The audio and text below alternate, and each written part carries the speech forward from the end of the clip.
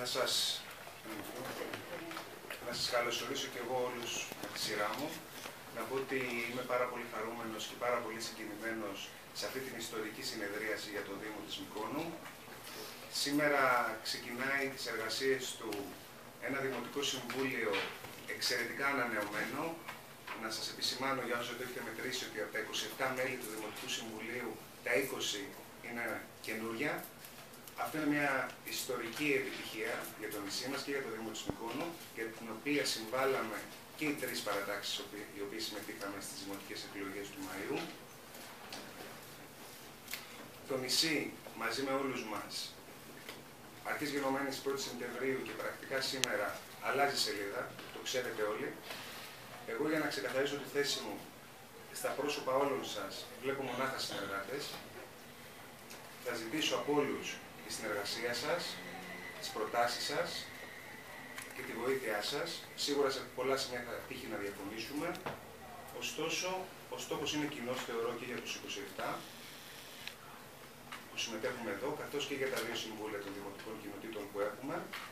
Και νομίζω ότι αυτό που θέλει ο Μοντελνιάτικος λαός από εμάς είναι την αγαστή μας συνεργασία για να πάμε το νησί εκεί για το οποίο είναι προορισμένο να πάει. Όσον αφορά τη σημερινή συνεδρίαση, ήθελα να πω ότι είναι πάρα πολύ κρίσιμη, γιατί σήμερα εκλέγουμε το Προεδρείο του Δημοτικού Συμβουλίου. Η θέση του Προέδρου του Δημοτικού Συμβουλίου είναι καθοριστική για το Δήμο.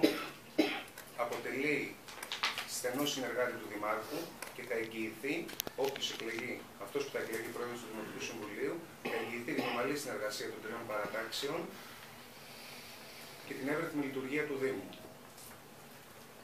Πριν προχωρήσω να σας πω τι προτείνουμε, θεωρώ δεδομένο ότι οι παρατάξεις είναι ήδη έτοιμες να κάνουν τις προτάσεις τους, δεν χρειάζεται να κάνουμε διαβούλευση σε αυτό το σημείο, έχει ήδη προηγηθεί. Θέλω να συγχαρώ τον Φραντίσκο τον Βιβλιάρη, που είναι νέος αρχηγός της μείζωνας μειοψηφίας.